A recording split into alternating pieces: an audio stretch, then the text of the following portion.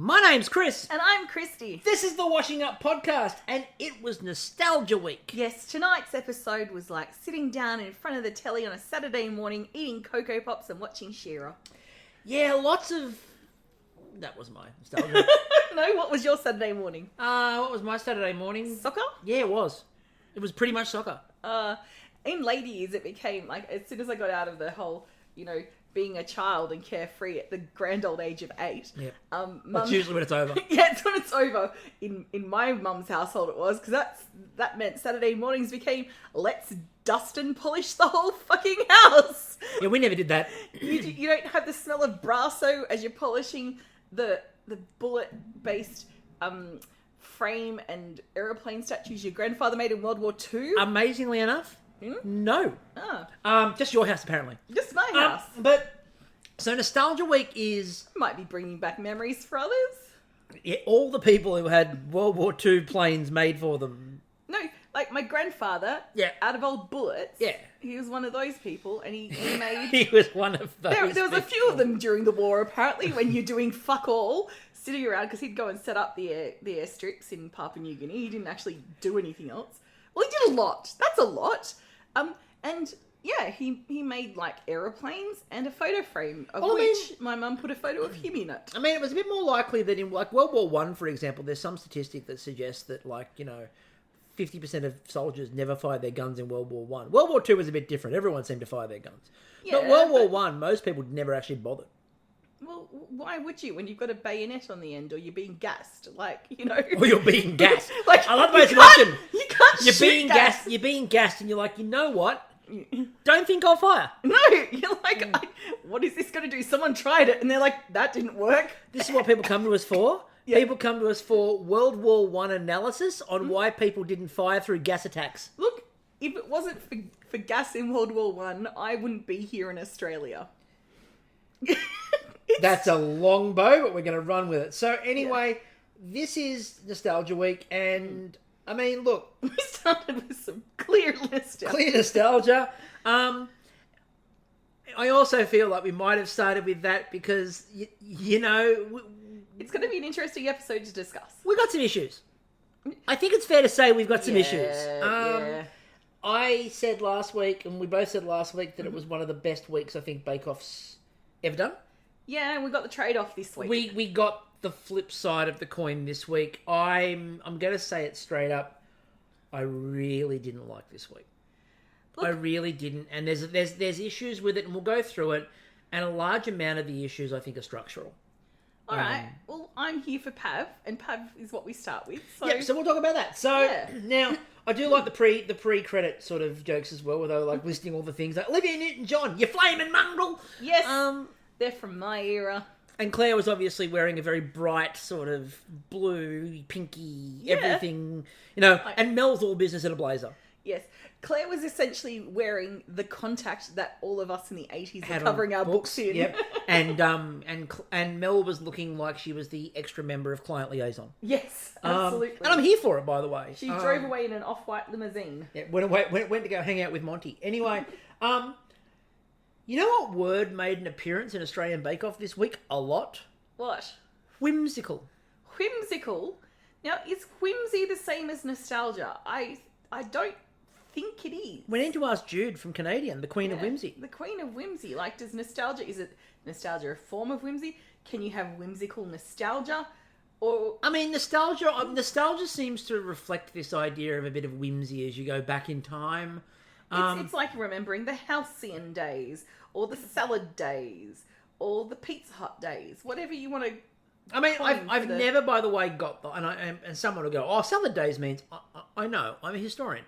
But what I like to point out is the idea of, imagine referencing the... But imagine considering that originally the phrase was salad days for good ones. Yes. Like, think about that for a moment. Who remembers the greatest thing they ever did was having a salad? You were right about the Pizza Hut days. Yeah, but you know what? There is a lot of stock photos of a lot of happy people staring and smiling while they eat salad, like usually lonely white women just smiling. Lots of Karens. Yeah. Karens, happy Karens eating their salad. You can tell the non-Karens because there's a bit of deadness in the eye. The smile doesn't reach the eyes. Yeah, I mean, Yeah, I mean, the other thing is, so you can pick the Karens who are eating the salad because they want to talk to the manager. So, anyway, Nav, for me, early on highlighted a bit of an issue that's going to pop up time and time again in his first blurb when he said, you know, nostalgia for me is a bit different because I'm from the UK. So for me, it was like, you know, custard and blah. And I'm like, this is a problem. So one of the things that I think is an issue, and we're going to delve a bit deeper into it, is it's the theme, nostalgia. Why not call it retro Aussie? Aussie retro. Or just retro and let people go with whatever they want to do. Or do nostalgia and allow them to not do Aussie nostalgia. So this is the problem. The problem is that there were a very large percentage of people inside that shed who weren't born in Australia and didn't have the shared Australian experience. Hoda, like she's from she's talking about Syria. Yep. Iranian background, but Persian Syrian and come from Syria. You know, Nerman talks about living in 4 different countries. Jaywin. Yeah. You know, you've got a range of backgrounds there. But it was interesting people's take on it. So Nav chose to channel Australian nostalgia, whereas Jaywin went, nah, this is, you know, the food of my childhood, you know, including durian. And durian, we'll get to that. But the other interesting part, and again, we're going to break it down a little bit more as we move on, is that I think one of the structural problems with this episode, in my view, is that they did the same challenge ostensibly twice. Because the first challenge was take an Aussie classic, a Pavlova, and treat it with nostalgia and twist it a bit and give it some retro flavours. And then the showstopper was take Australian classics and mash them up. It's the same challenge technically twice, realistically. Yeah. So conceptually it's a bit hard, especially if you don't have that shared Australian experience. It just felt loaded. Look, it could have been done as Australia Week or Retro Australia Week. Yeah. Just to clear it up. Just to clear it up, you know, I'm here for nostalgia. It's a concept, and I think, and I also think, I said we'll go through it all. And it was open to interpretation. Yeah, and we'll go through it all. But the pudding for the technical, I'm trying to work out if anybody outside of Maggie has ever had that pudding. I'm going to assume that was just Maggie's nostalgia. But we'll come to that. So let's get into the challenge. Mm-hmm. So before we walk in there, Carmel actually said, I'm going to knock this out of the shed. Very close to This Is My Week, but not This Is My Week. And you know what? Well done, Carmel. Carmel was 100% right. This was actually Carmel's week. She knocked it out. Yeah. So the signature was a layered Pavlova. Yes. If the Bake Off shed was a putting green, much like Homer Simpson, Carmel's ball would be in the car park. She knocked it out that far. You want feather touch. You have selected power drive. Your ball is in parking lot. Would you like to play again? You have selected no.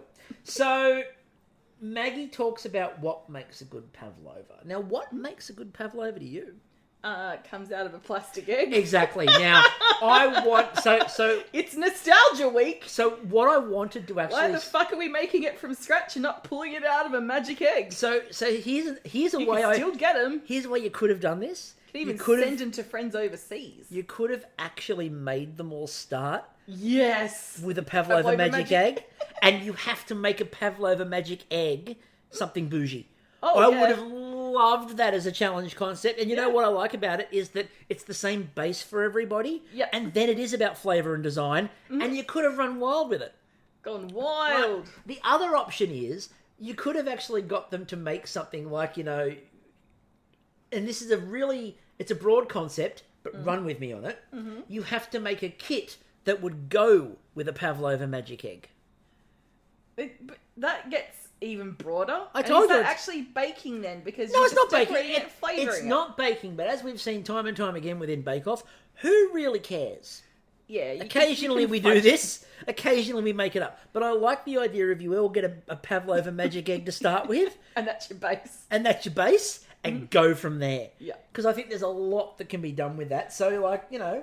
But they had to go and find it. It had to be the only thing sitting in the cupboard for... Like, they had to spend every a good time you 5 go minutes... to the fucking cupboard... They had to spend a good 5 minutes dodging Pavlova magic eggs falling out of the cupboard. Yeah. So... she talked about what makes a good pavlova. Now, what I found really interesting as well is obviously they went with the layered pavlovas, which are far more modern than the ones that we're all used to, which is just a single thick layer of meringue, which is crunchy on the outside and chewy in the middle. It's the multiple tiers with cream and berries and flavouring over the top of it. It's the Donahue style. I hate that style, by the way. I'm a bandit for a single layer pav. Yeah, I like it that you get the chewy bit and it's just massive. Like that's what it comes down to. Yeah, you just get a big slab of pav. Big slab of pav. Yeah, I think a big slab of pav. But so Jaywin starts off by adding ube, and this is the first of many things Jaywin was going to add. He does what I call the Southeast Asian Grand Slam. And we'll come to Jaywin in a little bit more depth. But he starts going, I'm going to add ube, and I'm like, oh, that's a bit out there. Not compared to what he was going to go with. No. So ube is tame. Yeah, so they cut to Aaron quickly, who talks about making what he called his bloody Earl Pav. Oh, yeah. Now, Earl Grey and blood orange curd with vanilla whipped cream, and Matt and Maggie seemed really confused and unsure and worried if vanilla would go with that, to which my response was, have you ever been to T2? But, okay. Because T2s make that. Yeah, and the thing is, right, the thing that makes Earl Grey is the bergamot. Yep. Like, that scent. And bergamot is beautiful, like, infused in vanilla. Like, it's just, it's got vanilla notes itself. So I could see it, merging. And no, Maggie and Matt have not been to fucking T2. Why not? If anything, T2 would go to them. You know what I mean? But I think, like, Maggie would have her own, like, tea-making facilities. What, at Stately Beer Manor? At Stately Beer Manor. Like, she's got her own, like, she's got Carmel just on tap. Well, you're going, do try it. Even though it's not Dilma. I'm intrigued by the concept of, them going, I don't know if vanilla goes with Earl Grey. And I'm like, I'm sure there's a vanilla Earl Grey at T2. I'm sure of it. There would there's everything else. It's a wall of tea. But again, like I'm saying, as we discovered last week, there's pull apart. These guys have never been inside a mall. We are learning very quickly that shopping malls and Matt and Maggie do not blend. No, I mean, we know that Matt will hunt high and low for white truffle. I don't think he stepped foot into, like, Westfield to find the truffle. Like, he's going to boutique, like, like little outlets, like some bloody And I mean, we know that Maggie can't actually Providores, he knows. And we know that Maggie, of course, can't actually leave the grounds of Stately Beer Manor unless it's to record Bake Off. No. That was part of the agreement. Look, after the unpleasantness. Yes. Look, if anything, like Barbara Streisand, Maggie would have a whole basement level in her house set up to look like a department store. You've heard of that, haven't you? The Maggie has two faces. Anyway, so she's butter girl. So they cut to Ella. No, she's not butterface, like funny face. Sorry. No. Yeah. They cut to Ella, who I think legitimately this week, I think Ella just started with the name and worked backwards. Mm-hmm. She started with Cab Sav Pav. And tracked backwards to it. Now, how would I even vaguely contemplate the idea? I feel like this is an adult's version of Dr. Seuss. Yeah, look, I think she's made the poo emoji. She's, She sat down with the kids. She's read some Cat in the Hat or The Places You Will Go or a bit of, Who... Horton Hears a Who. And she's gone, you know what? I've got this delicious Cab Sav and I'm going to have to cook a pav. Oh my god! I got a Cab Sav Pav. I'm going to ask Nav about the Cab Sav Pav.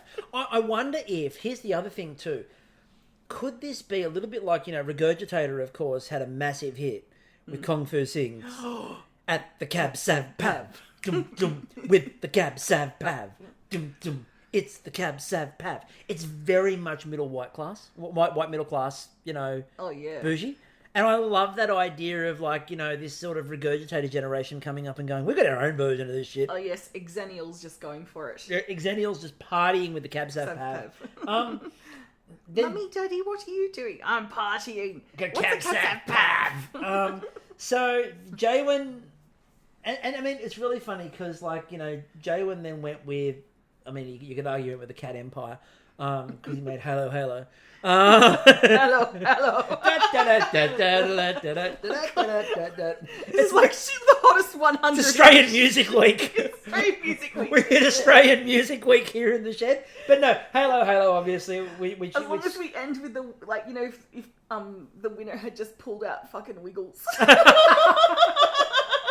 And here's the Wiggles with Smack My Bitch Up. No. Can I just say, Triple J, get the Wiggles to cover things like Smack My Bitch Up and all those sorts of weird things. That could be funny. Fuck yeah. Like, that would be brilliant. Closer by 9 Inch Nails. Oh, the Wiggles doing Closer. Dorothy the dinosaur in there. I'm thinking more of Henry the Octopus for Closer. You let me liberate you. Anyway, so Jaywin was going with Halo Halo. So I said he hit a Southeast Asian Grand Slam, a taro meringue, a mango and pandan noodle top, and most importantly of all, durian cream. How was he not banished to the park to prepare the durian? I love that he produced the durian, and like Matt had to bring up the whole, you know, it's banned on public transport. And he's like, I'm not on public transport. I'm in a shed. It really is the only shed you could bring it into, like during COVID times, where everything had to be open, and like, you know, you could see cross breeze. You can see that there's been a gale blowing during the filming. You could in this episode. In this episode, it was quite blustery in there. I'm sure I saw Kate Bush in the background, like skipping around calling for Heathcliff. But it was really like the cross breeze. I thought was fascinating. It was the weather person outside, you know, doing the whole. It's a bit windy here, and the umbrellas pulling in, you know, cyclones. But obviously, you know, and again, the crew would have been okay with it because they were wearing face masks. So like the crew's all in face masks, going, "No, the durian's fine, don't care." The Wicked Witch of the West flies past, just crushed under an oven. So we cut to Ash. Now Ash was making pears because, as she said, everyone's been making summertime pavs. Yeah, she goes, I'm like, I'm going to make a winter-based pav. I'll do something a bit heavier. Yeah. And I actually really liked her concept of the hazelnut meringue, the pear, the creme fraiche sort of filling. I really liked the fact that it was slightly different. I like when you get a little bit different. I thought that Jaywin's concept was different, and I liked it. And you know what? You can pair it with bloody you know, the winter pav. You can pair it with bloody Elle's Cab Sav Pav. Oh, yeah. Because you could, like, make some mulled wine from the Cab Sav Pav. Exactly. And there you go, sorted for winter. And then we cut to Nerman, who's making an oolong cream. Now, you know, again, oolong, it's a nice tea. It's also a really nice colour paint, which we've used all over our house. Yes. Actually have. But he based this one off his 4 years in Hong Kong, because he points out that he's lived in 4 different countries. That was where Mel pointed out, of course, that she's lived in 4 different Brisbane suburbs. Yeah, I've lived in 4 different directions of Sydney.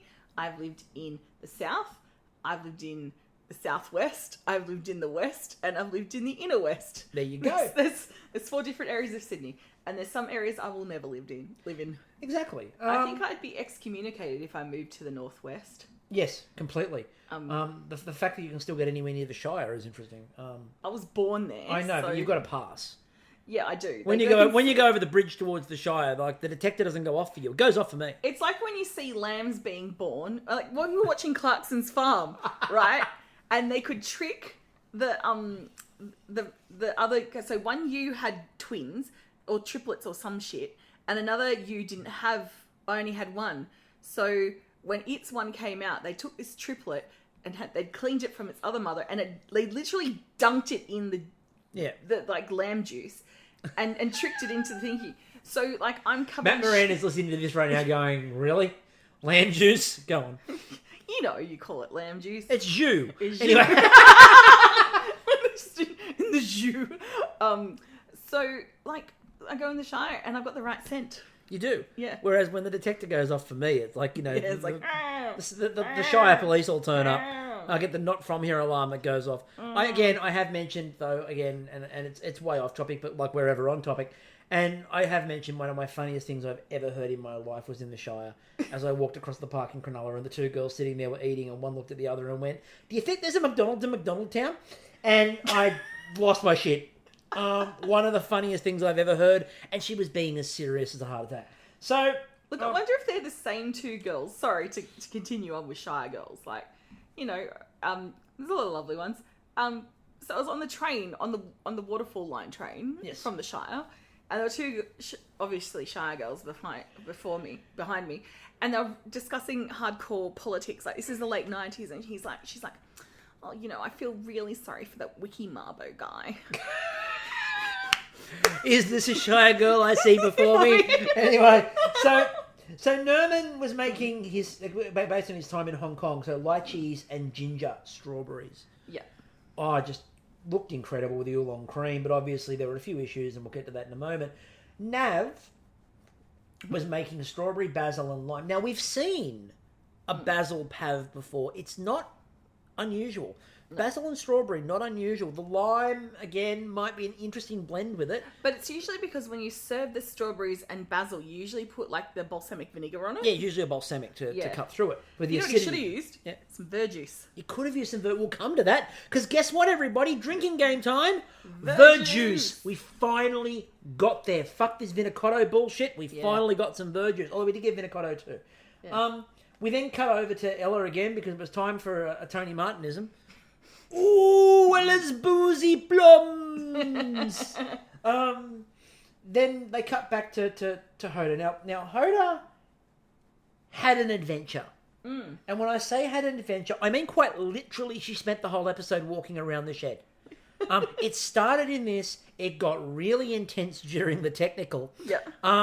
And she just seemed to spend the whole episode wandering to find out what everyone else was doing and how they were doing it. She reminds me of that kid at school that would somehow get away with just wandering around the classroom. Yeah, it's like, what do you? If I get out of my seat, I'll be in trouble. And she's like, no, go on. Yeah. She walks over to see what everyone else is doing, and she walks over at one point and looks at Nerman's pav and goes, "Is yours cracking?" And Nerman's like, "No, it's holding together." She goes, "Oh, mine's cracking all over the place," and then walks away. I'm like, "Okay, go to your bench." Unsolicited. Go play the commentary. Go prepare shit. At which point, we cut to Hayden. Now, look, Hayden had a night. He did. And we're going to talk about Hayden's night, obviously in a bit of detail. Yeah. But I'm starting to wonder... The dizzying heights of bread to the crushing lows of nostalgia. It was a bit nostalgic for Bread Week, it turned out. But I'm starting to wonder if some of the bakers didn't, deliberately trigger the singing. Because Ash turns around and starts it. Yeah. And Hayden then feels the need to break off singing about his pav in the oven. Mm-hmm. And it was almost like she's like, I wonder if I can get him to... Can I just get him to... If I poke... I wonder if I poke... Sing the first line of something. Sings the first line and Hayden goes, "Oh, great, I'm off." Yes, and off he goes. It's like being around your family. As soon as even the hint of a line from a musical comes out, suddenly the whole fucking score's going out and you're all singing it in fucking harmony and someone's doing the counterpoint and your dad's conducting.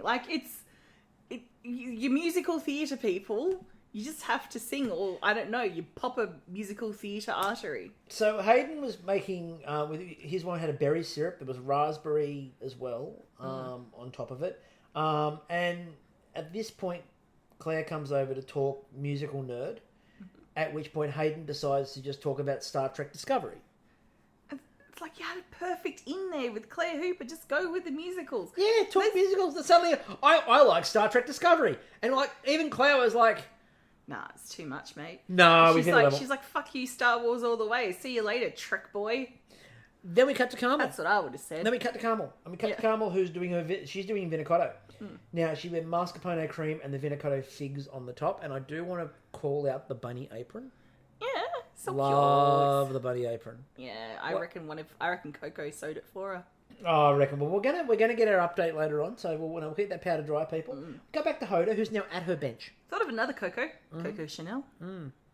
I still think of the other one is Coco Jumbo. Anyway, So Hoda was at her bench. I know it's an unusual position for Hoda to be in this episode. What are you doing there, Hoda? Now, get back to someone else's bench. Now, she was also making a baklava pav, which we've seen the baklava flavours earlier in the series, so it's the second lot of baklava I love we've seen. The flavour of baklava and other bakes. My friend Shannon made a fucking amazing baklava cheesecake. Oh my god. So She went with the walnut praline, mascarpone, and the honey drizzled figs. So good. She also mentions, more importantly, that there were no pavlovas where she grew up. The base was the phyllo pastry. That was the... Oh, my God.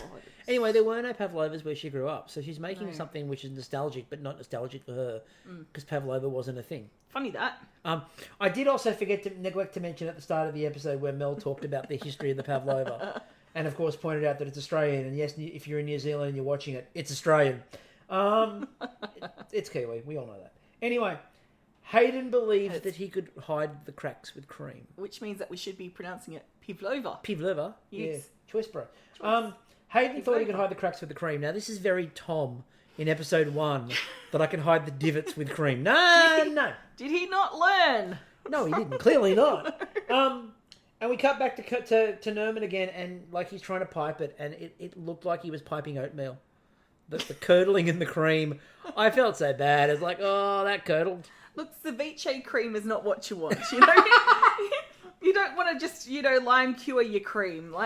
No. Keep the acids out of it. And as they sort of all finish the pavlovas, they do the construction and they all finish the pavlovas and they cut around and they all look decent. And they cut to Carmel's. And Carmel's looked worthy of a window in any form of bakery. Oh, it was just the presentation pretty. Was so pretty. She made it look effortless. She really did. And then they cut to, Nav's and Hayden's, and they both looked like there was a mini crime scene happening. Look, Hayden's is the pav you make at home. Hayden's is the one you decorate where everything fucking goes on, including a crumbled flake that I'm sure was on top. And if you're going to go nostalgia, that's the kind of pav you'd have at home, except it didn't have tinned peaches like traditional in my household. And too much cream that meant you couldn't taste anything else. But let's get to that now. So the judging. Aaron, they did point out that, of course, they weren't flavours that they would use, as they said when the first time they saw Aaron. And then they went, but they go really well together and the balance is really nice. Mind blown. And the curd is beautiful. And they're like, but that vanilla is so subtle. And Aaron's looking at them like, I know. Yep. I told you this was good. And those two walked away like they were JFK on a day in Texas. Now, mind blown. Come for the podcast, come for the bake-off, stay for the JFK assassination talk. So, Hoda, they said that it looked really good, and they liked the walnut and the cinnamon, but they said there was no acidity at all, and that was really lacking on the pav. Yeah. They loved the colour of Jaywin's with the green, obviously, with the pandan. Mm-hmm. They said the meringue was really nice, and they said all of the flavour balances were spot on. And Matt seemed a bit disappointed that that he wasn't overwhelmed by durian. He seemed disappointed. He's like, I came expected to be... He's like, I hate the smell. I understand the flavour. Like, where is it? Where's the pandan? Where's the durian? Where's the durian? And he's like, oh, it's subtle and quite nice. And you could see it was almost a level of disappointment. Yeah, he's like... I was ready. I was ready to yell at you. It's like, sorry, Matt. Save that charge for another day. Sorry, Matt. I'm good. I don't know what to tell you, man. I'm good. Put your powder away. They said that keep it dry for another day. Ashes was really well presented, and they said that they said it had the potential to be really sweet. Yeah, but they said the pears took a lot of that sweetness out. Yeah, it looked incredible. I would eat that in a heartbeat. It was delightful. It looked incredible. Hayden, they said that the meringue was great. It looked really messy. They said, however, the cream dominated everything, and you could taste nothing. Yeah. And, that's a problem. Yeah, look, perhaps instead of spack-filling the divots with cream, you could have spack-filled them with some of the additional sauce you had on top. Yeah, that could have worked. Some of the fruity, and it's like, I meant that to be, fruity stuffed pav. Exactly. Carmel, they said the meringue was delightful, but they also said it was very soft in the middle and they didn't get chew from it. Norman. What I enjoyed about Norman was he self-identified the problem with the cream before they did. Yeah, he's like, sorry, dude. He's like, look, I overdid it. It was a bit too hot. Also, I think that the tea probably messed with the structures, and that's what tipped it off. And Matt tasted it and went, yeah, no, that's exactly what happened. Yeah, but you know what? You got acidity there. Yeah. that was cutting through the pav. Exactly. They did say there was good flavour, but there was no crunch as a result of the cream making it a bit more soggy.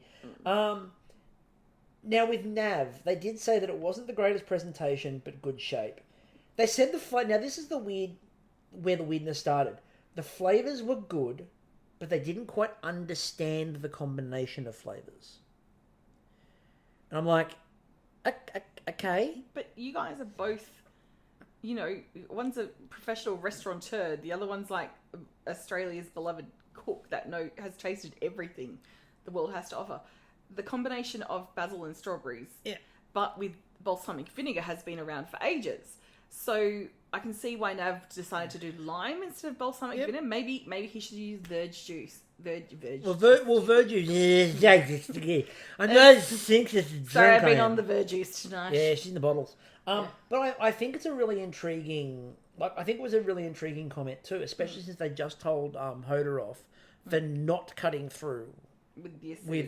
Again, Maggie got to produce her standby favourite, which is it needed a lemon curd, which is a Maggie standby. Look, I think she thinks everything needs a lemon curd. Like, just serve up if you're gonna fuck up your brioche, serve it with a side of lemon curd. Maggie's got you back. Then they go to Ella. They said that they thought that the idea was really clever. They loved the meringue, and they thought the combination was outstanding. Yep. So we then cut to the technical. Now, the technical, Maggie's words were, use your tips, pay close attention, all is not as it steams. But it was, because it ended up being pretty straightforward, Everything is what it steams. It was 4 apricot steamed puddings with the ginger anglaise. Now... Okay. You sizzled this before. Whose nostalgia was this? I'd like to cut back Margaret Ackerman. I'd like to cut back to little Margaret Ackerman's childhood, where no doubt the treat of treats on a Sunday had to be a steamed pudding, an apricot steamed pudding. Yep, in late summer with the stone fruit going. With a ginger anglaise, as you do. That's the only way. And this is, Jaywin commented on it, and Jaywin got the comment in where he said, I'm interested to see how Australians lived back in the 1950s. So, the steamed pudding idea itself is not foreign to Australia. No. But I would hazard a guess that no one has ever eaten this before. No, and look, the steamed pudding that most Australians have eaten is the Christmas pudding, which in middle of fucking December, as the heat is bearing down on you, is not the most refreshing of desserts. It's very dense. Which is why the Pavlova took over. So I'm wondering if Maggie's kind of steps were, well, we don't have the time to make a Christmas pudding. We don't have, like my mum's recipe, 3 months to steep the fucking fruit to soak the booze in fruit. And I presume Maggie starts her soaking about now. You were right, by the way. You were right, by the way, when you said we don't have the time to soak the booze in fruit, because that's what your mother did. Yes. It wasn't soak the fruit in booze. It was the other way around. The booze was there with some fruit drenched in it. It was just a vat with 3 pears. So I'm wondering if she's gone, okay, well, the Christmas pud is out. Let's, I'm not giving away coins in this climate. Yeah. Here's this other pudding I do, which has a lard, pastry on the outside. And I want to talk about that too in a minute. Yes. Look. Now, let's get with the positive. So the positive, first of all, is Verge Juice is back. Yep, and it was prominent. First thing I noticed, they took the covers off, and they went, ooh, and I looked at it and went, Verjuice. That's Verjuice. I know that bottle anywhere. We give those bottles out as presents and prizes. So, it's a lard pastry, and it's a mixture of spelt and normal flour. Yep. But I have an issue with this. Okay, explain. My issue with this is that they know that they have Nav, who's Muslim, mm-hmm. And he couldn't eat it, obviously. Yep. But I find it weird that they would make him have to use it to start with. I understand they wanted to do something a bit different, and I understand they're going to be if you're someone go, if they're a vegetarian, well, they might have to use meat, but I get that, but it's a bit different in terms of this. It would be like saying, for example, because Ella's talked about being Jewish as well. It would be like suggesting that Ella has to use pork in a meal and has to use that. But she did. She's Jewish and she had to touch the pork lard. But again, I don't like it for that either. right? They've made a deal of it. I just feel like they could have done something a bit different there. And again, I might be wrong, and feel free to tell me that I'm wrong. But also there might be differences in like subtle differences, like because I'm from typical white background where we went to church for a few years and that was bloody it. There might be subtle differences, and I know that there's different types of Muslim traditions as well. Like there is different types of Christian traditions where even touching pork products could be an issue. And I assume that's the same like in the Jewish tradition as well. Like I know, is it the Hasidic Jews that are very orthodox and very so perhaps it was about discussion and consent beforehand. Could have been, but again, I'm only talking about what we can see. Yeah. And so that's why I just felt a bit that maybe there could have been other decisions made there. But that's, again, it's just something I wanted to raise because I think it needs to be mentioned. They could have used Kofa. They could have. They could have, we could have got that. You could have also got, we could have gone back to Cooking with Korma, the vegetarian cooking show, where he used ghee in everything, which is wrong, by the way, because he's actually clarified butter. So I don't know why he used ghee. Anyway, moving on. I guess Kofa would be different to it would. So the other one was you're putting in and come out with a chocolate crackle. The only thing Who would be disappointed? It's the only thing I know you use Kofa in. Like, how many chocolate crackles exist in the world simply because Kofa industry. And it's stocked. It's always in stock at Woolies and stuff. Of course it's always in stock. It's only ever used whenever there's a chocolate crackle. And we need it a lot. And where has there been a bake sale in the last 2 years? Oh, that's sadness. Exactly. No one thinks about the bake sale industries. So they made the idea, they talked about the pudding and they talked about, obviously, when they go into what is the pressure points. I also found it weird that what the pressure point was for a steamed pudding was the creme anglaise. That was their focus when they talked about it, was they could split the anglaise and they could make scrambled eggs out of the anglaise. Like, with the steamed pudding, there weren't as many pressure points they talked about. The focus seemed to be on the thing that goes on top. Yeah, but you can't have a pudding without some kind of, custard or something to go on it, because that's what makes a complete pudding. And I think they're right that if you don't have a good anglaise for your pud or good custard for your pud, it's the fucking point. True. Anyway. Yeah. I'm just disappointed there wasn't flambe with it. Yeah. I also was a bit worried that the number of people had to be told what an anglaise was. I know Hayden asked. I don't want an anglaise. And they just went, it's a custard. It's just custard, basically. So Ash mentioned here as well that she was soldiering on with a migraine. And you couldn't tell. No. She was still baking out of her skin. When I used to get migraines as a kid, it'd be me, dark room, cold, don't fucking talk to me. And she mentioned it again too in the showstopper, so I hope she's okay. So they then sort of go, they're all putting it all together, and we get the call of, there's nuts on fire. There's nuts on fire. Someone's nuts are burning. And she's smirking all the way. Someone's nuts are burning. And then it was nuts on fire, nuts on fire. And Aaron's like, oh shit. Need an anglaise for that. Yeah.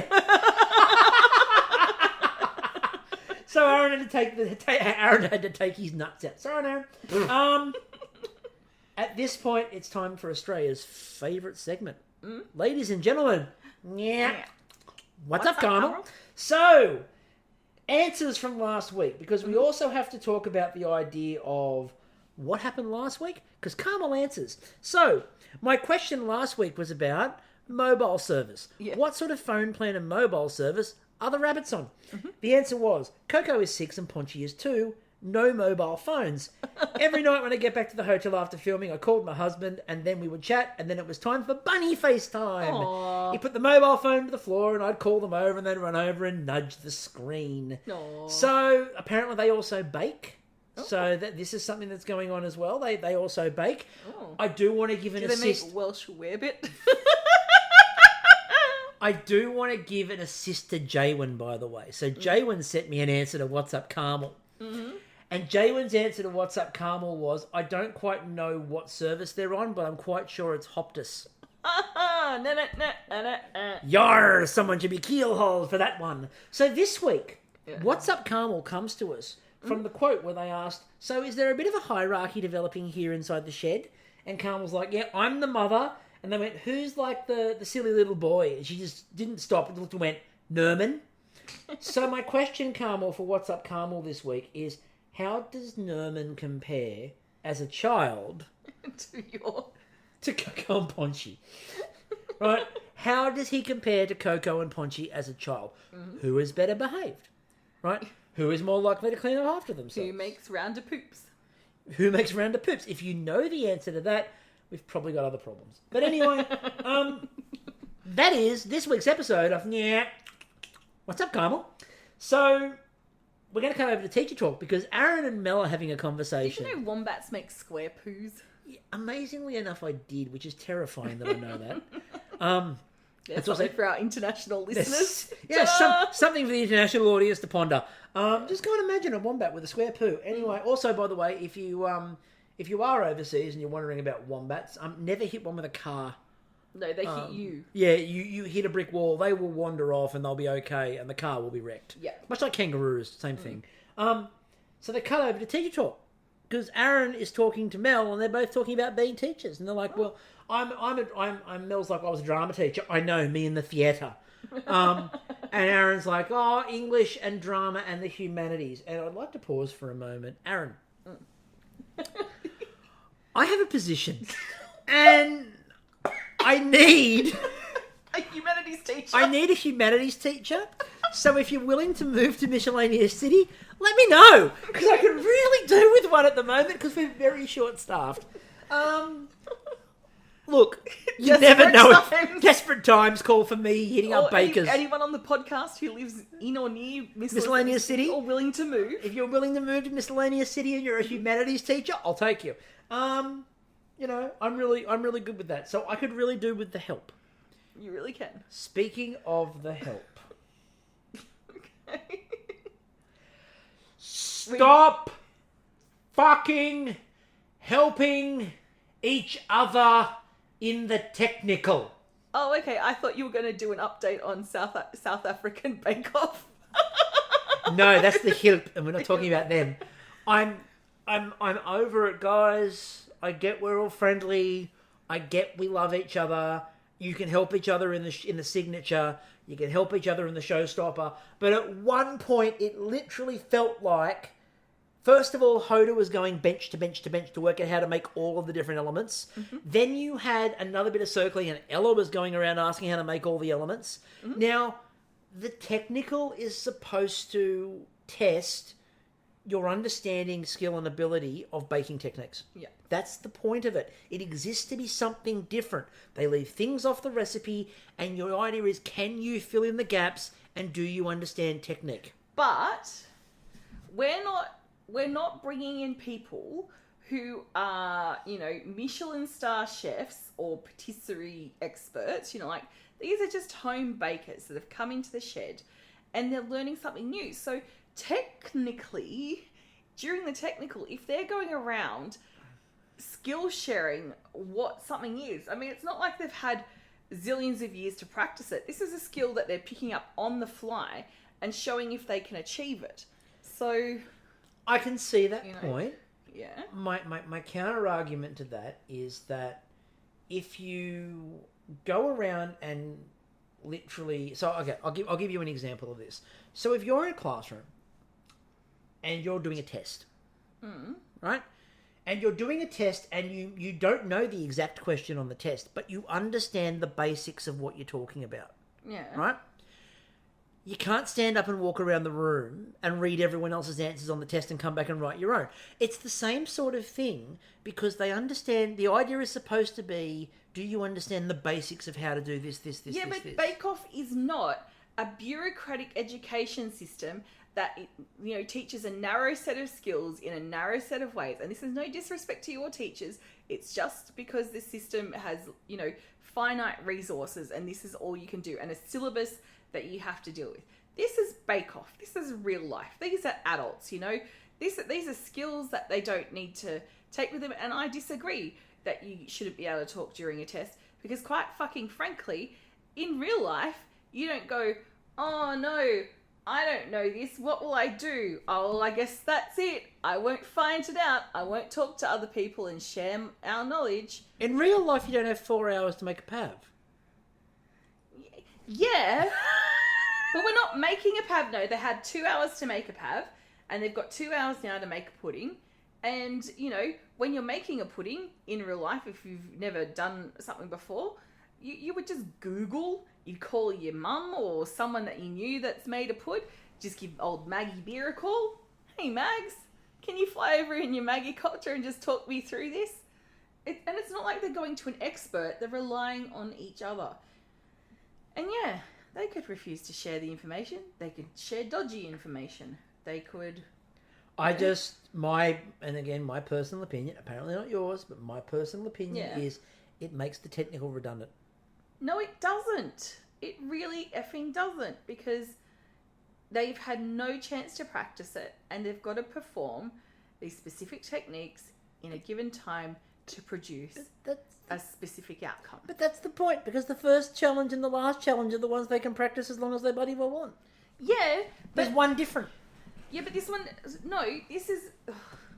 We'll just agree to disagree, because, like, you're just a Capricorn, and I'm an Aquarius Pisces cusp. Hint, it's my birthday on Saturday. So, don't send me matcha.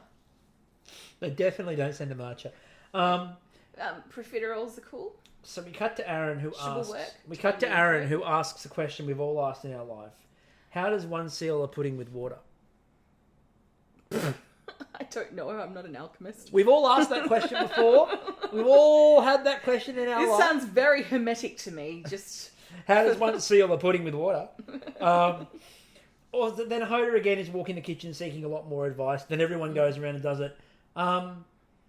So they're looking at them, and Jaywin brings his out of the oven, looks at it and goes, they look very dry. And in my head I went, so a pudding.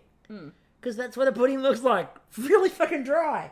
Now Ellen was then talking about, like, she starts removing her puddings from the molds, and she's like, this must be like what a surgeon does. Yep. Exact replica. Yep. You know, exact replica. When a surgeon opens someone up, there's little cups. Yep. And they have to just trim around the outside of the cup. It's like when they're debulking cancer, right? They just open up the person, just trim around the sides, flip them over, and give them a tap on the bottom. Run some cold water over it. Yep, just get a knife, run it around the outside. You know, if it's a cold tumour, though, they have to heat it up to help it expand. So it's just, you know, sometimes, you know, before the tumour's there, they put a bit of butter around the body. And occasionally when they reach in, there's a little electronic buzzer that goes bzzz, and they get shocked. Anyway, But, you know, if they pull out the funny bone without the Charlie horse, whoa! $500. But in news like this, I mean, look, it might be like surgeons work, because Hayden was performing major surgery. The base of his, it looked... How do I describe the base of Hayden's puddings? It looked like a prolapse. I wasn't going to do that. Why not? But fuck it, you're right. We're in surgery talk. It was a pudding prolapse, unfortunately. Surgery talk. Yeah, on Bake Off. So, I hope everyone's enjoying their breakfast, lunch, or dinner. The judging. So, Aaron, they said they were quite golden, but the ginger was quite large inside the pudding. Mm-hmm. The creme looked good. It had very nice texture. The ginger was overtaking the apricot a little bit, but it was very well cooked. Mm-hmm. Caramels, they said, were golden, well made, with an excellent cream. Hayden's, too thick on the base. It had a skirt, as Maggie put it. He also curdled his cream, and they were also dry. Beyond that, they were great. Nerman, they said the cream looked really good, and so did the pudding. Ella's were uniform and golden and perfectly cooked. Nav's were not as neat. His curd had split. They said the layers in the pudding were good, but they were a bit dry. Jaywin's were not identical, and the dough was a bit thick. So they said that created a bit of a problem. And again, dry. Hoda, they said the apricot was great. However, when they went to her cream, it was just scrambled eggs. It was literally a bowl of scrambled eggs. Yeah. Not the nice scrambled eggs. Not the nice fluffy ones that you're going to have with your bacon. And they did say that the filling was... Tofurkey. They did say the filling was well made. And Ash, good cream, slightly burned apricot, so slightly different flavour. Matt and Maggie, by the way, both really liked the burnt apricot flavour, but they're like, but that's not what we wanted. But we really like this. And Maggie's going, I'm seeing a new ice cream range coming. So, Hayden was 9th. Hoda was 8th. Nav was 7th. 6th was Jaywin. 5th was Ash. 4th was Nerman. 3rd was Aaron. 2nd was Ella. And 1st, Carmel. Woo! Carmel smashed it out of the park. Yeah. This one, she just like hit it past the car park into the next fucking oval. Like she's gone from the baseball diamond into the AFL ring. And if we finish it there, I'm okay with the week. Yep, and it's as good as my sports ball analogies. It really is. You have a brilliant, brilliant understanding of all forms of sports ball. I know. I watched the halftime show of that big thing. You did? The Superb Owl. If you haven't watched What We Do in the Shadows, please do. Yes. You know, Taika Waititi was actually there too. Of course he was. Yeah. He always attends the Superb Owl. He does. He was invited to his Superb Owl party. Now, Greetings. the episode went left when we got to the table meeting. Yeah. It's the weirdest table meeting I think I've seen in a very long time. We start off with them saying that is Carmel kind of cruising a little bit, and they're like, she needs to push. And I'm like, who thought Carmel was cruising? Yeah. Like, at what point was Carmel cruising? Day one, she's bringing out bunny sculptures. Like, she's her and Jude. Jude could bring in her little gnomes and pumpkins, and Carmel and her bunnies. Like, at this point... Whimsy. At this point, Carmel is having a great week. She's nailed the technical perfectly. Yeah. Where was she... I didn't understand that comment. No. But then it got weirder. So... She was not Gwyneth Paltrow and that other person who sang with her. Huey Lewis. So we went to the comments about who was in trouble. Yep. And the comments of who was in trouble... No, hold on. Before we get to comments, who would you have put in trouble at this point? So I thought that Hayden was in trouble, and I thought that Hoda was in trouble. They were my picks as well. So they mentioned Nav and Hayden. They did not mention Hoda. Now, I went back and I looked over the feedback for all three bakers. Yeah. They said that Hoda's Pav lacked acidity, and she was second last in the technical, and she made literally scrambled eggs. They didn't understand Nav's flavours. They didn't say they were bad. They said they didn't quite understand his flavours, and he was third last in the technical. Hayden, they said he had a good meringue, but then said you couldn't taste anything because he had too much cream. And he was absolutely last in the technical and was almost being lapped in the technical, realistically. Yeah. So, if you were going to say that Nav was in danger, and you were going to say that Hayden was in danger... I had to say Hoda was in danger too. Hoda had to be in the list too, and the fact they didn't mention her, it goes back to, remember we talked about week 1, when they didn't say Tom? Yeah. And it was quite clear that Tom was in danger, but they didn't mention it.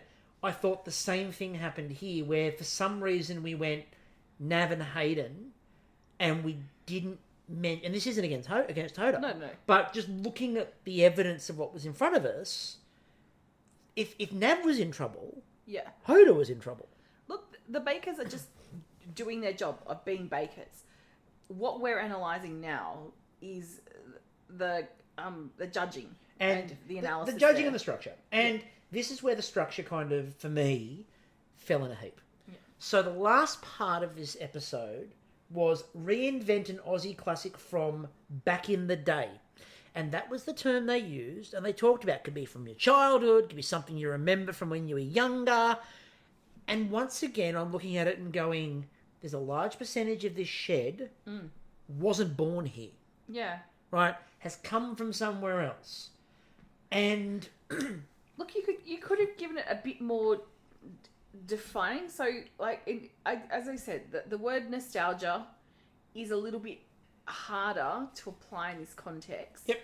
If it was, Aussie favourites or something, or retro Australia, you could have then said, okay, mash it up with some, and we saw beautiful examples of it, well-known Aussie biscuits. Yep.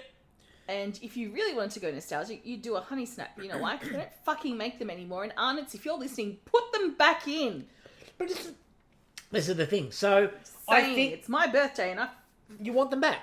I want them back. So, I know you tried to cook me some, but they're not the same. Yeah. So I think for me, part of this problem is that there's some of the concepts fell completely flat. There's a couple in particular that I actually think need to be discussed a little bit more than they were, because there are some glaring problems that weren't acknowledged. So let's run through them. So we start with Carmel, by the way, who gets a Christmas reference in. Because it's Carmel. Of course she gets a Christmas reference in. A rabbit reference or a Christmas reference. Boom. Nailed. We could have an Easter week and she'd still be talking about Christmas. We can't... Screw Jesus' death. We just want to talk about when he was born. He was a cute little baby, not a 30-year-old, carpenter. Yep. That got done by being nailed to wood. Nailed the wood, yeah. Sorry. Anyway, Jaywin. Ice cream cake inspired by a Viennetta. Oh. With the honey joy toffees in there. Like, yes. Jaywin. That was fucking brilliant. That was inspired. Like, a Viennetta is always inspired. And starting with like a big bowl of cornflakes. Like that. Starting by... And he steeped the milk. He did. So, yeah. You know... He's been watching a bit of MasterChef. We've seen that. Canadian bakers take note. Steeping milk. Anyway. Yeah. You can do that with cornflakes, not with tea. Not with tea, apparently. Yeah. Now, let's cut to Ella, because I've got... Look. We all know what happened to Ella's tower. But I've got a far bigger problem that I actually need to raise with Ella's bake. Oh, God. No. Okay, Let me all right, explain. Okay, yep, all right. So it was mashing up Australian classics, correct? Yep. What Ella made, she said, was a fairy bread tower. Yeah. What Ella actually made was a series of macarons stuck to a cone. Yeah, can you tell me where the Australian mashup is? Because macarons were only introduced by Zumbo fairly recently. What you missed was that all the macarons were flavoured with different biscuits. So there was like a mint slice and a few others. So she actually took those, the flavours of that, mashed them into looking like fairy bread, like with the sprinkles, and put them on a tower, which is how you serve macarons. What she should have done is created a great big slab cake that looks like bread, and then stuck the macarons in it, or just actually sprinkled the macarons in it like fairy bread. I kind of felt, and look, slathered butter on top. Look, Maggie would have given you top marks for that. Look, I can see it, and I can see where she was going with it. I don't think it was clear enough, and I think the focus just became... Well, it was really not clear at the end, was it? No, it was really not clear at the end. I'm sorry. That's really horrible. But it wasn't. But it felt more like... But this is a showstopper. But it felt... I get it. It felt more like I'm going to make a tower of macarons. Oh, I can probably put some flavour in there. It didn't feel like it was... And colour. It didn't feel like it was a... Did you see those bottles? They weren't just blue and pink. They were neon blue and neon pink. Just saying. It wasn't fairy bread. Anyway. Did you know how I was punished once as a kid? How? Mum gave me like half a cup of sprinkles and I had to sort them into different colours. That's punishment. Oh, back to therapy bake-off, apparently. Moving on. So, Hayden. Now, I can't wait to see how I got this one wrong. Lamingtons and frogs in the pond. Now, my problem with this... First of all, I love the fact they called them chocolate frogs, not Freddos. Yep. Far more importantly, I would like to know what the actual count of these were. Because Hayden starts by telling us he's making 32. Yep. Then halfway through the episode, he's making 38. Then when they get to the end, he said he was supposed to make 32. Then he says he made 12. Then Maggie says he made 9. Can anybody count? Because nobody seemed to be able to count exactly how many he made. It was like these kind of enigma lamingtons. But yeah, like it started off as a 32. Then halfway through, he says 38. Then he says 32 again. Then he says he made 12 or 11. I can't remember which one it was. But then Maggie says he made 9. Look, obviously the fumes from trying to temper chocolate. It's really got to him. Look, Hayden was never going to temper that chocolate because it was running. It was soup. What he'd done was soup. Also, the other question I have is, how was Hayden expecting to make that many tempered chocolate frogs when he only had one mould with 6 frogs on it? Yeah. Like, he was never going to get that done. It's like Robert having one pan for making crepes when he should have had 2 pans for making crepes. Look, I think we've seen Hayden's strength in Bread Week. Yeah. I honestly feel that is where he is. If he'd have been into baking maybe for 3 to 4 more years, Definitely. he'd have a bit more kind of vision and understanding of what the difference between a showstopper and a signature is. Because essentially what he put up was what you do for a signature, which is a thing that you put on a fancy plate. Well, what he said was a single plate of lamingtons. Yeah. And, like, a single plate of lamingtons with some jelly and the original concept was going to be like a spiral multi-tiered. It was a 5-tiered, multi-tiered spiral of lamingtons with frogs in them. Yeah. But if you looked at his technique, he was never going to do that. Because there was no way he was going to do the tempered frogs with one mould with 6 on them. It was never going to happen. So that's flawed from the start. Yeah. Nav. Now, Nav went with an orange butter cake with fairy bread / vanilla slice mashup, looking like the Harbour Bridge. Yeah. Now, the problem was he didn't have enough dowel. Like, there was, like, he could have gone over to Hayden's bench. I'm sure he still had his, like, power tools down there. Could have knocked himself up a bit of a structure, you know, like... Get an alum key and, like, just hold it together. Now, the Harbour Bridge itself, I thought it was a taco. I thought it was Harbour Bridge. It looked like a Harbour Bridge. Yeah, but you know what? He could have just gone, you know what? It's taco night. Taco Tuesday. Night, exactly. That's my nostalgia of coming to Australia. Taco Tuesday here in Sydney. Tuesday. Taco Tuesday here in Sydney. But Matt said later on he didn't understand what he was going for and didn't know if it was really a showstopper or not. And I'm like, one person served up a single plate of lamingtons and the other one made a Harbour Bridge out of fairy bread. One of those is a showstopper. Yeah. The other one is a single plate of lamingtons. We'll come back. We'll circle back to that one. Carmel. Now I loved Carmel because it seemed like Matt. It seemed for some reason in the showstopper like Matt was determined to sort of make a few people question life choices. But Carmen turned the table. Carmel was how the turntable. Carmel was having none of it. She's like, "No, you'll see. I'm not when telling you." They're like, "So what are you doing?" "I'm making a Lamington trifle." And it starts off by saying it's a trifle and goes, "Well, you know, no jelly, no sponge, no jelly." Well, you know, that'd be like making lamingtons without a sponge. And she goes, "Funnily enough, no sponge." And you just saw Matt go, "No jelly, no sponge. What the hell are you doing?" She's like, "I'm telling you. You have to see later." What she was doing was a butter lamington cake with raspberry and sherry sauce. Yeah, I mean, if you think about it, right? Like tiramisu is essentially a fancy, like, trifle. Yeah. It's got lady fingers in it, you know, like sponge fingers. Like, still kind of sponge, but essentially biscuit sponge. Exactly. You can have variations of your cake in that. Now, Nerman. Now, Nerman is really good. I've seen a trifle with brownie in it. I thought it was too sweet. I know, me saying that, but yeah. True. Nerman. Now, Nerman thought completely outside the box. The Anzac biscuit crumb. Beautiful. With a panna cotta tart with mascarpone cream and the meringue shards. Whoa. That was inspired. This is why I forgive the task. Because this mashup needed to happen, and if it took this week to get that tart, then this tart says it's okay.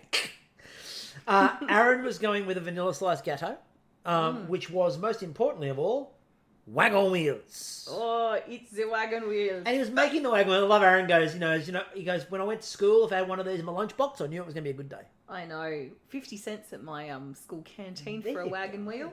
But I thought it was a really interesting idea. He went with a vanilla slice concept as well. So did Nav. And they didn't particularly like the filling of that. We'll talk about that in a moment, because I actually think that's one of the areas where they didn't quite understand what the bakes were, because they were complaining that the vanilla slice cream was too thick. But a vanilla slice is mostly... It's solid.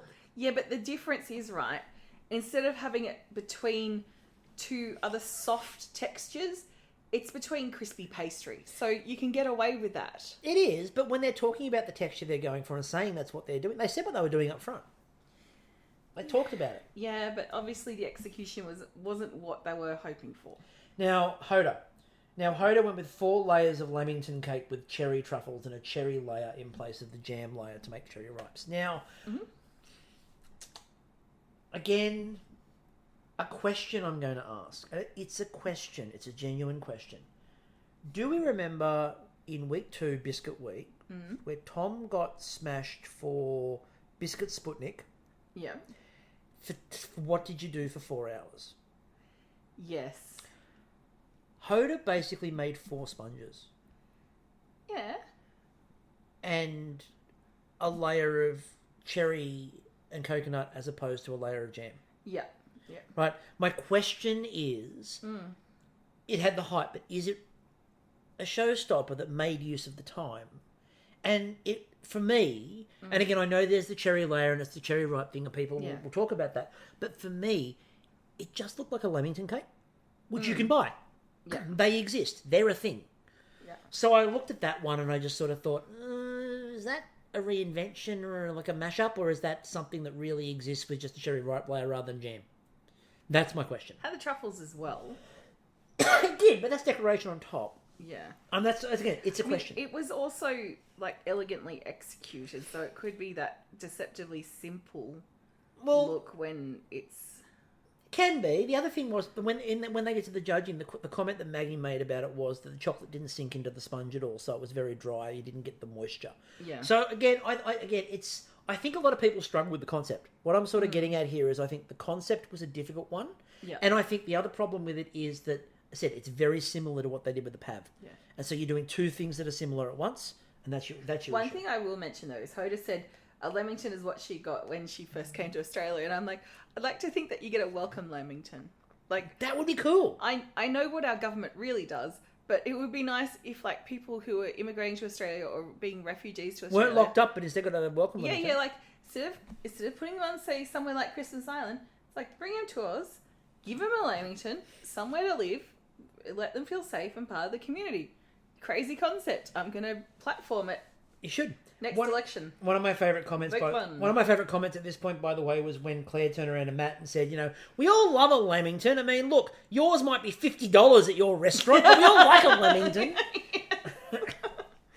So I cut to Ash. Now, Ash went with the Caramello Koala theme because it was funny. We're watching it, and the Freddos appeared, and the Wagon Wheels appeared, and there's got to be a Caramello Koala. And more importantly, so Ash went with the caramel cake and the chocolate cake to represent the flavours of Caramello Koala. Yeah. And also made a fondant koala. Just a little koala on top. God, it looked good. And the chocolate bark. And the chocolate bark and the scene painted on the side. It looked so impressive. It was pretty. Very pretty. Now. And all the bloody... they didn't mention it a lot, but the gum paste leaves looked incredible. Really pretty. So we're then getting to the point where everyone's sort of plating up and finishing up. Mm-hmm. And then we cut to Ella. Oh. And the first macaron falls off. Oh. And the second macaron falls off. Oh, like peer pressure and coming. She turns around to go and try to get some stuff, and the rest of them start falling off. Did we have that I turn around and disaster on the drinking game this week? We did. Oh, how smashed did everyone get? Usually that happens on the ovens. Chef. Usually it happens in the oven. Yeah. Doesn't usually happen with something that's on a static, object. Yeah. So she just served up the plate of smashed macarons with a bow. Now look, she was never going home on that, and she shouldn't have gone home on that because the rest of her week was good, and it was a mistake that can happen. I would have liked to see a little bit more of critique on the general concept, but that's me. All right, the judging. Nerman, they said the height was really good with the shards. The shell was immaculate.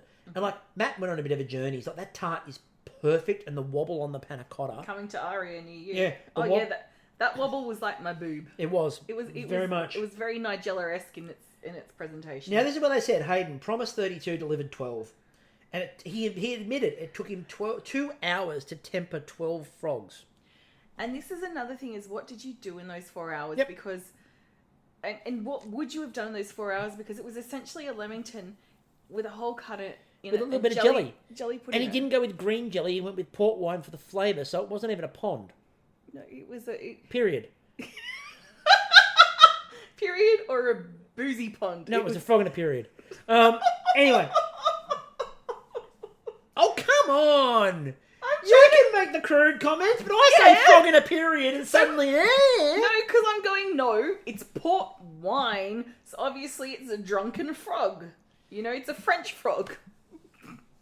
To be... Frog in a period. Anyway, they did say the jelly was good and so was the lamington, but I'm sitting there going, okay, but in reality, he made some jelly and he made 12 lamingtons and put them on a plate with a frog in them. 8 lamingtons. Well, we don't know. No one's quite sure. Because Maggie came up with a count of 9. Maths is easy, guys. Transient lamingtons. Now, what I loved was Matt was still confused when he got to Carmel's. Because she coded it beautifully. And he, goes to cut into it, and he cuts into it, looks at it and goes, oh, it's very messy. And Carmel, without batting an eyelid, goes, so's a trifle. And he's like... I can't argue with that. I was just thinking, how do you cut a trifle? Fuck yeah. Bunny Lady goes to Bunny Boiler. Just laying down the law. Matt's like, I've got to admit, the flavour is trifle and lamington. And then we got the classic Maggie Beer moment of the night where she stops, looks at Carmel and goes, it's quite alcoholic. And for Maggie to say that with that look, boozed it up. Well done, Carmel. It was loaded with booze. I think we found where the still is. Oh, I hope someone's bench. I hope someone's got a GIF. Yeah. They said it met the brief perfectly. Yep. Aaron, they said the colour and height and drama was all over it. The crunch of the biscuit was excellent. The ganache, however, wasn't great, and the texture wasn't right for Matt and Maggie. Read into that, bubblegum. Don't do it. Never do it. Now, they said with Ella that they were crisp but chewy. The biscuit was good. The mint filling was lacking. They didn't have any other comments about the macarons. No. Well, I would like to have seen them before they fell over. And that was it. Ash, they said it was extravagant. It cut beautifully. The flavours were impressive. The caramel cake in particular was excellent. Oh, love watching her bake. That's beautiful. Hoda. Now, Matt said that it was clearly a showstopper, and I don't know what he saw that I didn't. Obviously, I'm missing something. Look, it was the kind of bake you'd see on the front of Donna Hay, you know? So Maggie said there was no chocolate soaking into the lamington, so it wasn't moist. And they just kept on talking about the fact that she had cherry ripe flavour in there. Yeah.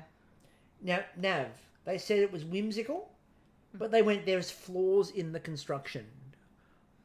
I wasn't aware that construction was actually a criteria in this challenge. Well, it is a showstopper, and you should be able to present it to the front in its shape. Whether you need to bang in some dowel or skewer it or stick them to a cone with chocolate. Yes. Have them come tumbling down in sad. Maggie thought the vanilla was thick, but said the cake was really good cake. Mm-hmm. But they said visually it's not there. I still disagree with that. I thought it was. I thought it was clear. Look, you could have whacked it in the women's weekly kids cookbook. Jaywin, they said it looked like a Viennetta. The crunch was really good and it was very creative. Mm-hmm. So we get to the judging.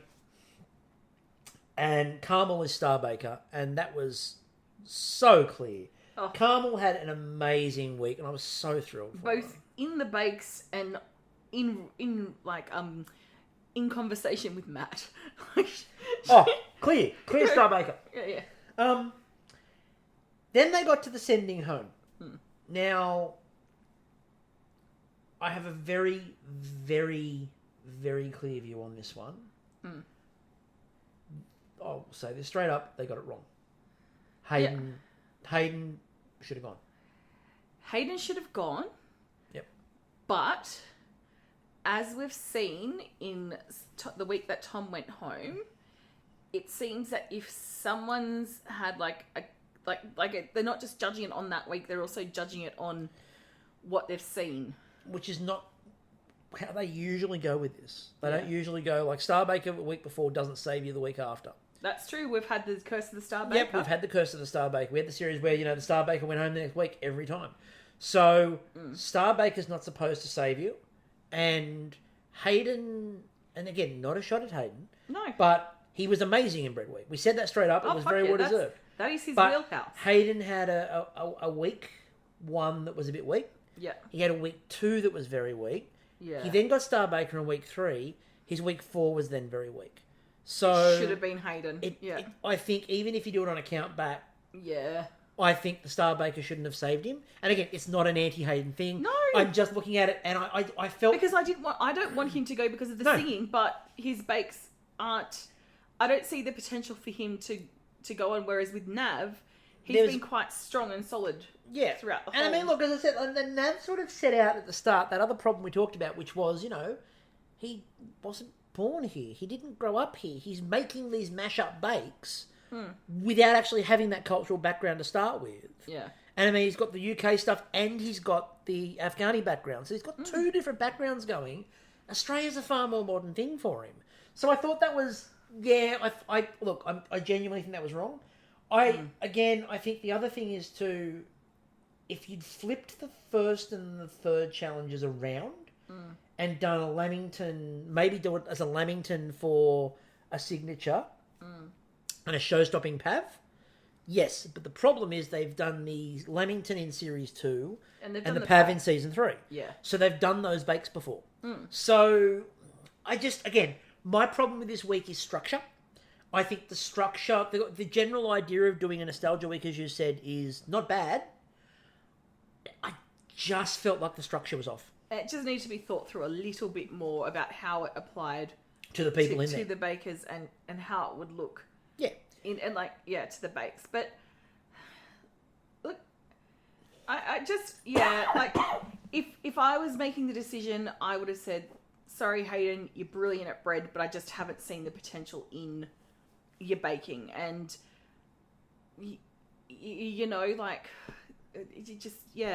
And look, I think the other thing is too, last week we said was an absolutely brilliant week. Oh, fuck yeah. And this week felt like a little bit of a dip off the back of that. So hopefully next week picks up. We'll see what comes. We'll see what comes with next week. Obviously, we don't know at the moment, but we'll see what happens with that. And hopefully, we have somebody to talk to before we get to the next episode as well. Yeah, the Garmin Nav Man. Clearly, we got to hope the Garmin Nav Man comes through. So, do you reckon Nav would do a navigation voice for a sat nav? Yeah. Can ask him. So. Anyway, that's your lot for this week. Thank you very much again for everyone for listening up. Yeah. Until next week, I'm still Chris. And I'm still Kristie. And we will catch you all later. Yep, so it's my birthday on Saturday. If you want to send offerings of profiteroles, more than welcome. Or eclairs. Just basically any kind of shoe. Just DM pastry. me.